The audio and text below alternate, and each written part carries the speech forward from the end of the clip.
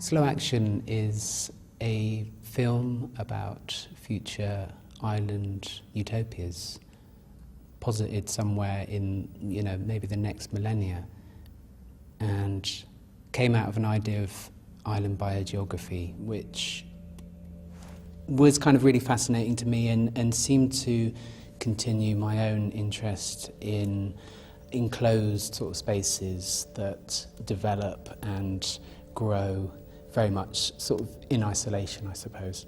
I decided that I wanted to make films about a series of islands which were more about the societies that evolved on them over centuries after a kind of fictional idea of the sea levels rising, archipelagos and islands forming and being cut off from the rest of the world, and then these new kind of societies, particularly utopias, I was interested in.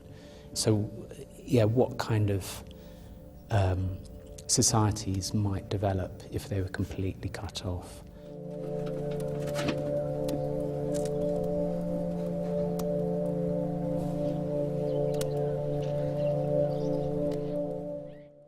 So I went to Tuvalu, which is in the middle of the Pacific, Gunkanjima, which is in Japan, and Lanzarote. And then the fourth island is a fictional island which was shot in Somerset. Somerset is the common name for the largest island at the westward reaches of the proliferation of islands that arose after the Fourth Great Flood epoch. It extends from 51 minutes 26 seconds to 55 minutes 21 seconds west by Quinian's compass.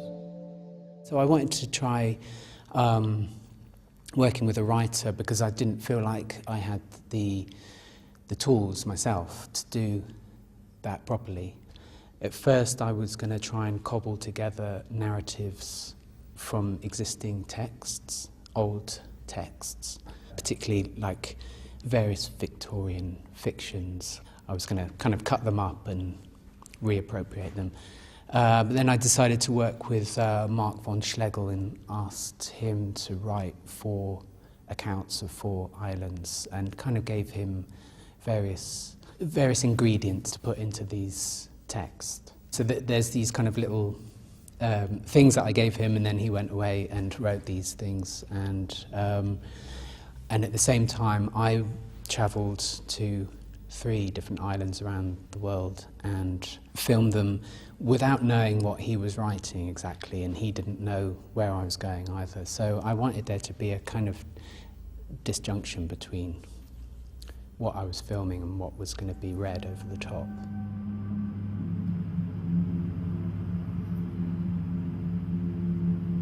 The animation does continue my interest in kind of movie magic, or there's kind of film tricks that have been around since Méliès, So, and those things have come and gone in my work throughout making films. These animations, they're quite sort of electronic and a bit Tron-like, but the way that they're put onto film is the same simple superimposition techniques that have been around, since the beginning of cinema. So, I've filmed the scene, whatever the landscape, rewind the film in the camera, and then refilm the screen with the animation floating on it, and then hopefully it works.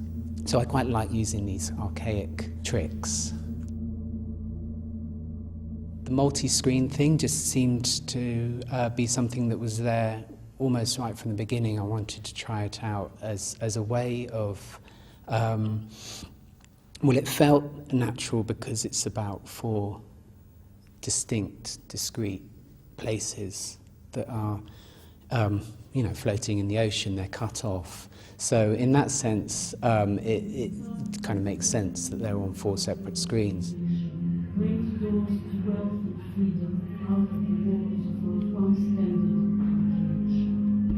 The film is shot with 16mm anamorphic, which you could call CinemaScope.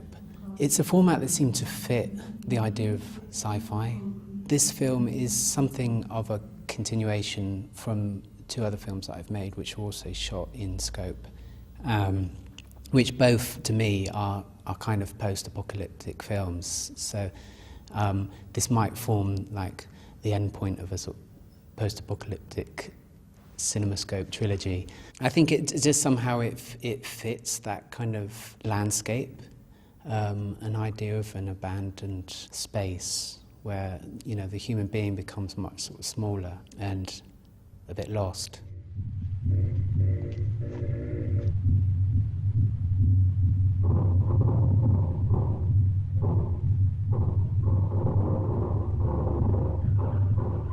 The sound is constructed pretty much the same way that I construct the images. I collect a lot.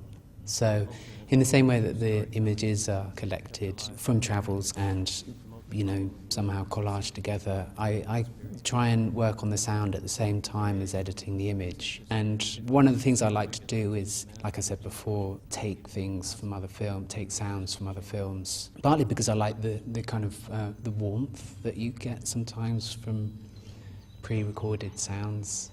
They already come with this sort of history that's a bit different.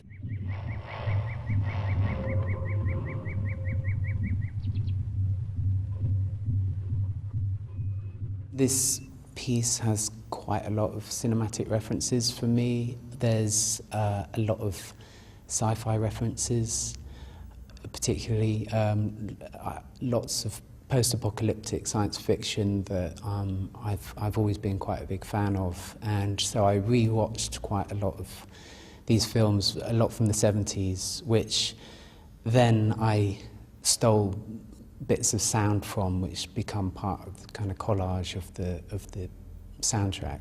And then there's other films and filmmakers that have influenced it, particularly Herzog and his film Fata Morgana. It's a very strange film that's filmed mainly in the Sahara, but also bits are shot in Lanzarote. The soundtrack is mainly narration. It's a very sort of over-the-top, mythical narrative that's being told, kind of really outside of time. And it's spoken by Lotte Eisner, who was a fantastic German film scholar. So I wanted there to be a direct reference to that film, which is why I asked Ilona Halberstadt to narrate Slow Action. She's also this fantastic film scholar who is roughly the same age as Lotte Eisner when she narrated Fata Morgana. So for me, that's more of a personal thing. You know, it's not necessarily important that other people get that, but that's something for me, that there's this kind of bridge between a film that's really important to me and that informed this work. Despite the archaeological complications, the surface still yields signs of past exploitation. Coal is in its veins and crosses to the other islands in the region beneath the sea. We can presume then that Harai's claim of a tunnel world of endless mystery and improbable complication is possible beneath the dead plateaus of the emergence. I spent 2 years making it, so there's a lot of ingredients in there. I think there's a lot of different textures and sounds and filmic references, literary references, but at the same time, you don't need to know any of those, I don't think. They're not actually important for the viewer, particularly, I don't think, to get those references. I think, you know, the idea is that it now becomes its own world.